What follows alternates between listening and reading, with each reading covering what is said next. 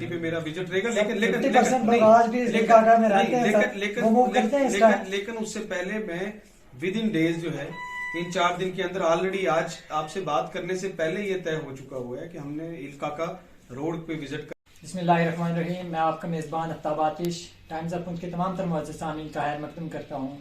मेरे साथ आज के खास मेहमान जनाब शाहनवाज चौधरी साहब हैं, DDC मेंबर हैं सुरनकोट बी कंस्टिट्यूंसी से। आज जैसा कि हमने देखा स्पोर्ट्स स्टेडियम का इनाग्रेशन हुआ, एक ड्रीम था जो खासकर मैं कहूँगा कि पुंछ के यूथ का और बिल्कुल सुरनकोट की यूथ का, क्योंकि सुरनकोट की यूथ के पास ऐसा कोई भी जो स्पोर्ट्स स्टेडियम नहीं था, उसका आज इनाग्रेशन किया शाहनवाज चौधरी साहब ने। हम इनको मुबारकबाद देंगे इस चीज़ के लिए। और सर, सबसे पहले तो मैं आपसे ये पूछना चाहूँगा, ये ड्रीम्स जो कहीं ना कहीं किसी हद तक सच होता हुआ नज़र आ रहा है, जिसका आपने आज इनाग्रेशन भी किया, आखिर ये कब तक कंप्लीट होगा? जो एक खुशी की लहर थी सुरनकोट की आवाम के अंदर कि आपने इसका इनाग्रेशन रखा, आज ये आखिर कब तक कंप्लीट होगा? देखिए, पहले तो शुक्रिया आपका आफ्ताब साहब। ये आपने सही कहा, ये ड्रीम प्रोजेक्ट था काफ़ी सारे नौजवानों के लिए, और ख़ासतौर पर मेरे लिए भी ये ड्रीम प्रोजेक्ट था। मेरे जहन में हमेशा था कि जब भी अल्लाह ने मुझे मौका दिया तो सबसे पहला काम यही करना है। इसलिए मैंने DDC बनने के बाद जनवरी में ये जो पहला प्रोजेक्ट टेकअप किया था वो इसी का किया था कि मिनी स्पोर्ट्स स्टेडियम के लिए सुरनकोट में, और अल्हम्दुलिल्लाह उसको मैंने लगातार फॉलो किया 7-8 महीने, और फिर 3 करोड़ के अमाउंट जो है मिनी स्पोर्ट्स स्टेडियम के लिए सेक्शन हुई, उसका टेंडर हुआ, और आज जो है वो उसका मिनी स्पोर्ट्स स्टेडियम का काम जो है वो आज शुरू हुआ है। आज मैंने और SDM साहिबा ने और वहाँ के सरपंच और काफ़ी सारे जो है स्पोर्ट्स पर्सनस ने मिलकर आज जो है उसकी बुनियाद रखी है, इस काम की शुरुआत की है। मैं सुरनकोट की आवाम को और ख़ासतौर पे नौजवानों को मुबारकबाद देता हूँ। ये जल्दी ही मुझे उम्मीद है कि क्योंकि इसका जो फंडिंग है वो 2 साल पूरी होनी है, तो 2 साल के अंदर ये पूरा कंप्लीट जो है वो स्टेडियम बन जाएगा। और क्योंकि सुरनकोट में ख़ास तौर पे, मैं पूरे ज़िले की बात है, पर ख़ास तौर पे सुरनकोट में नौजवान जो हैं वो बहुत ज़्यादा नशे की तरफ जो है वो ज़्यादा डाइवर्ट हो गए हैं, ड्रग्स की तरफ डाइवर्ट हो गए हैं। बहुत सारे पिछले दिनों हमारे कई जाने जो है बच्चों की चली गई।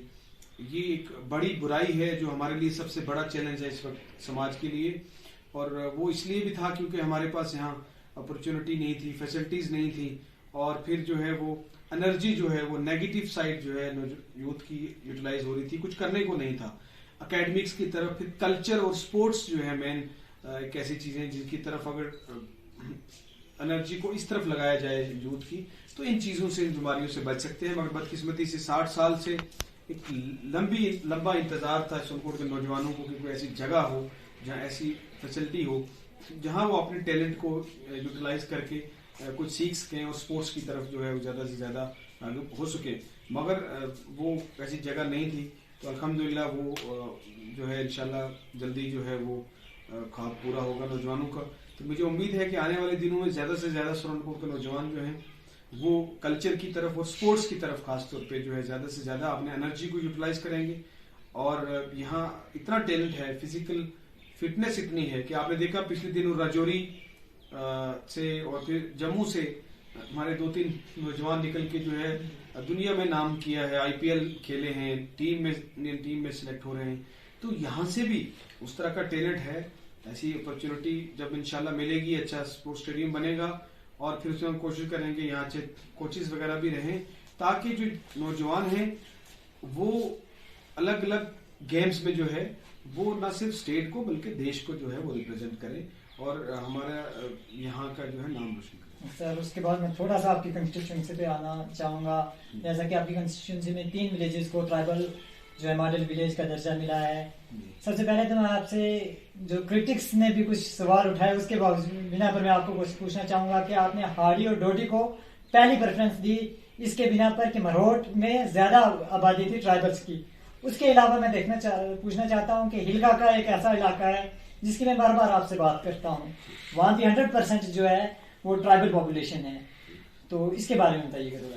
देखिए, आपने ठीक कहा, 3 गांव हैं, एक हाड़ी, डोडी और फिर मरहोट। ये क्लस्टर मॉडल विलेज के लिए मैंने प्रोजेक्ट मूव किए थे। हिलकाका तक जहाँ का ताल्लुक है, तो हिलकाका जो है ऑलरेडी मरहोट गांव जो है उसका हिस्सा है। मरहोट गांव का ही जो है, मरहोट पंचायत का मरहोट जो राइट है उसका ही हिस्सा है, तो मरहोट में ही आ जाता है। हालांकि वो अलग बात है कि हिलका का आपने ठीक कहा कि वहाँ अभी तक बेसिक फैसिलिटीज़ नहीं मिली हैं। मैंने उसके लिए जो उसका स्कूल है उसका प्लान में वहाँ की बिल्डिंग के लिए रखा है कि 10 लाख रुपए अलग से रखा है क्योंकि अच्छी वहाँ फैसिलिटीज स्कूल में मिले। वहाँ का एक टेम्परेरी जो सब सेंटर है हॉस्पिटल का, उसके लिए मैंने एक जो टेम्परेरी प्री फैब स्ट्रक्चर है उसकी बात की एनजीएम से कि वहाँ पे वो कॉम्प्लेक्स बने। हिलका का रोड का जो काम इस दिन शुरुआत किया था, अभी हम उसको विजिट करने भी जा रहे हैं। एडमिनिस्ट्रेशन से टिकअप लगातार मैं कर रहा हूँ कि वो रोड का काम वो वहाँ सड़क पहुंचे, तो हिलका का की फैसिलिटीज के लिए इंशाल्लाह मैं काम कर रहा हूँ। मगर इसके अलावा जो आपने क्लस्टर मॉडल विलेज की हम बात की, देखिए शुरुआत हमेशा घर से होती है और जो भी आदमी जब चुन के आता है तो उसको पहले अपने इलाके से ही, अपने गांव से डेवलपमेंट शुरू होती है, फिर धीरे धीरे आप पूरे इलाके की डेवलपमेंट करते हैं। हारी लेकिन मैंने साथ साथ में साइमल्टेनियसली क्रिटिक्स कुछ लोगों ने इसको एक्सप्लॉइट करने की कोशिश की, मगर उनसे आप ये सवाल पूछिए कि ट्राइबल पॉपुलेशन वहां जो है पिछले 50 साल से, पॉपुलेशन पिछले 2 साल से ट्राइबल पॉपुलेशन नहीं है। लोग ये भी कहते हैं कि आपने रोड का डीपीआर आपने मूव किया ही नहीं, मैं वही बता रहा हूँ आपको। पहले तो उनसे सवाल पूछिए कि 50 साल से आप कहाँ सोए थे, 50 साल से आपने आज तक क्लस्टर मॉडल विलेज का प्रोजेक्ट क्यों नहीं मूव किया, ट्राइबल एरिया के लिए क्यों स्पेशल प्रोजेक्ट मूव नहीं किया? क्योंकि उसके लिए मेहनत लगती है, उसके लिए मजदूरी लगती है, उसके लिए सोच लगती है जो किसी ने नहीं किया है। मैंने आज पहली बार जो है, मैंने जो इस 1 साल में as DDC member, not as MLA, ये मैं आपको बता दूं कि एमएलए में और डीडीसी में बहुत फर्क है। डीडीसी मेंबर्स को कोई इख्तियारात नहीं दिए जम्मू कश्मीर में। एमएलए के पास बहुत बड़ी पावर असेंबली की थी, आपके पास उस वक्त स्टेट थी। तो एमएलए उसके बावजूद मैंने 1 साल में डीडीसी मेंबर जो प्रोजेक्ट्स मूव किए हैं वो पिछले 30 साल में सुप्रीम कोर्ट में नहीं हुए। मैंने प्रोजेक्ट हाड़ी डोडी का सेपरेट डीपीआर मूव किया था और मरहोट के लिए सेपरेट लेटर लिखा था, लेकिन प्रोसेस में क्योंकि हाड़ी डोडी का पहले मीटिंग्स करके उसका डीपीआर तैयार होना था, उसके बाद इमीडिएटली मरहोट का होना था, जो मैंने साइमल्टेनियसली उस वक्त की मेरी चिट्ठियां की हुई हैं, ऑफिशियल चिट्ठियां की हुई हैं, ऑन रिकॉर्ड डिपार्टमेंट्स में मूव भी हुई है वो। तो ये कुछ लोग जो नहीं चाहते, जो आज तक जिन्होंने डेवलपमेंट नहीं होने दी, उनके पेट में दर्द हो गया कि यार ये तो अचानक से इतने प्रोजेक्ट्स आने लग गए और ये इतना अगर डेवलपमेंट का काम करवा रहे हैं तो लोगों के बीच में ये लोगों को बात समझ में आ जाएगी कि कौन आदमी काम करने वाला है। तो जो लोग नहीं चाहते तो उन्होंने इसको एक्सप्लॉइट करना शुरू कर दिया। बड़ा दुख होता है मुझे और हंसी भी आती है उन लोगों पे कि आप लोगों ने आज तक तो कुछ किया नहीं, आप कोई काम करने जा रहा है तो उसकी टांगे खींचने की कोशिश कर रही है। मगर मुझे कोई फर्क नहीं पड़ता क्योंकि मेरी नीयत साफ है और मैंने ग्राउंड पे काम करके दिखाया है, मुश्किल काम करके दिखाया है। ये सब प्रोजेक्ट्स एज डीडीसी मेंबर इतने आसान नहीं थे। मैंने आपको बताया कि 3 गांव के अगर क्लस्टर मॉडल विलेज मैंने मेहनत करके डीपीएस बनवाए, सैंक्शन करवाया सेक्रेटरीट से और उसके बाद ऑफिशियल कैपेसिटी में करवाया। उसके बाद जैसे स्पोर्ट्स स्टेडियम है, मैंने 2 पार्क के प्रोजेक्ट्स बना के मूव कर रखे हैं, अलग से बिजली के फीडर का प्रोजेक्ट मूव कर रखा है। उसके अलावा मैंने कई सड़कों के प्रोजेक्ट्स मूव कर रखे हैं। आप देखेंगे इंशाल्लाह थोड़े दिनों बाद जब सड़कों का तो आएगा तो मेरे ब्लॉक का एक साथ जो है 7-8 सड़कें जो हैं वो अलग अलग स्कीम 1 साल के अंदर अंदर बड़ी सड़कें जो हैं वो अप्रूव करवाई हैं, जो 1-2 से ज्यादा नहीं होती थी 1 साल में।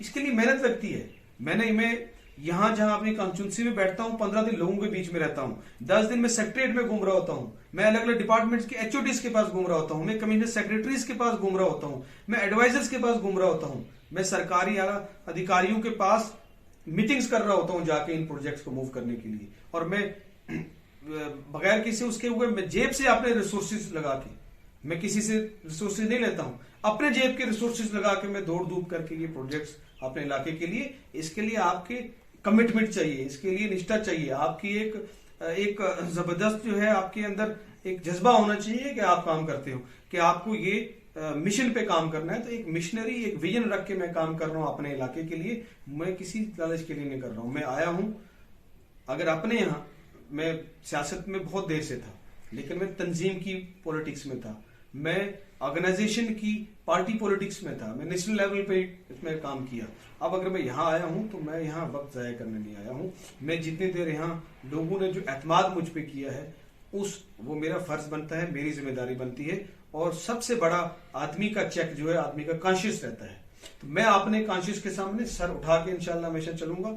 और जो मैंने जितना भी मुझे मौका मिला है इंशाल्लाह ऐसे काम करके जाऊंगा कि कोई याद रखेगा। सर दूसरा मैं लास्ट सवाल आपसे पूछना चाहता हूँ, बार बार मैं हिल काका की बात करता हूँ। मैंने जब आपसे पहला इंटरव्यू भी किया था, जब आप अलर्ट होके आए थे, आपने ये आश्वासन दिलाया था कि फिलहाल मोबाइल नेटवर्क, बाकी फैसिलिटीज तो पहुंचते पहुंचते थोड़ा टाइम लगता है, हम ये मानते हैं, लेकिन मोबाइल नेटवर्क कनेक्टिविटी से वो बहुत ज्यादा महरूम है। और आज तक आपने अपनी उस कंस्टिट्यूंसी के मरोड़ की उस एरिया में आज तक एक भी मेडम विजिट क्यों नहीं किया? देखिए आपने पहले मोबाइल नेटवर्क की बात की, मरोड़ में तो खैर बहुत विजिट किए हैं, लेकिन पार्टिकुलर हिल काका में जो है हिल काका में 2-3 बार प्रोग्राम बना एडमिनिस्ट्रेशन का साथ, क्योंकि मैं अकेला नहीं जाना चाहता था। मैं चाहता था जब जाऊं तो एडमिनिस्ट्रेशन साथ में मूव करे। 3 बार प्रोग्राम करने के बाद कुछ इस तरह की मीटिंग एडमिनिस्ट्रेशन की हाई लेवल की लगी कि वो कमिटमेंट जो है वो नहीं उस डेट्स पे हम जा पाए। लेकिन मैं जल्दी इंशाल्लाह हिल काका जो है, अभी तो सर्दियां आ गई हैं, लोग वहां से नीचे आ गए हैं, अगले समर्स में पहली प्रायोरिटी पे मेरा विजिट रहेगा। लेकिन उससे पहले मैं विद इन डेज जो है 3-4 दिन के अंदर, ऑलरेडी आज आपसे बात करने से पहले ये तय हो चुका हुआ है कि हमने हिल काका रोड पे विजिट करना है और उस रोड को चेक करना है, उसका स्टेटस चेक करना है और उसकी प्रोग्रेस चेक करनी है और डिपार्टमेंट को साथ लेके करनी है। वो विजिट इंशाल्लाह मेरा इस वीक में जो है वो हो जाएगा। उसके अलावा आपने जो मोबाइल नेटवर्क की बात की, मोबाइल नेटवर्क का इशू मैंने शुरू में ही जो है टेकअप किया था, जियो के जो है हेड है उनसे मिला था जाके और उनके साथ टेकअप किया था। उन्होंने उसका सर्वे के लिए भी ऑर्डर किया था। उनको परेशानी टेक्निकल ये आ रही है क्योंकि वो प्राइवेट कंपनीज हैं, वो बगैर मुनाफे के कोई काम कहीं इन्वेस्टमेंट नहीं करती हैं और क्योंकि वहां पे इतने 7 फीडिंग टावर्स लगेंगे। हिल काका जो मेन टावर लगेगा उससे पहले रास्ते में जंगल में 7 फीडिंग टावर्स लगेंगे। उनका इतना इन्वेस्टमेंट है कि वहां जो मान लीजिए 200-300 अगर मोबाइल वहां इस्तेमाल होंगे उससे कई गुना ज्यादा जो है उनका इन्वेस्टमेंट है। वो उनको टेक्निकल परेशानी आ रही है, मगर साथ साथ ही हमने गवर्नमेंट की तरफ से भी टेकअप किया है डीसी साहब के थ्रू भी कि आप गवर्नमेंट को लिखें कि BSNL एटलीस्ट वहां पे टावर लगा सके। मगर मैं अभी भी उन प्राइवेट कंपनीज को भी परस्यू कर रहा हूं कि आपकी भले ही आपकी इन्वेस्टमेंट हो रही है जहां आपको कुछ मुनाफा नहीं है, लेकिन सोशल कॉर्पोरेट रिस्पॉन्सिबिलिटी के तहत आप जो करें तो इंशाल्लाह उसमें कोशिश जारी है। मुझे उम्मीद है कि नेटवर्क वाला इशू कुछ ना कुछ शायद हम इसको मसले तक। थैंक यू सो मच, बहुत शुक्रिया।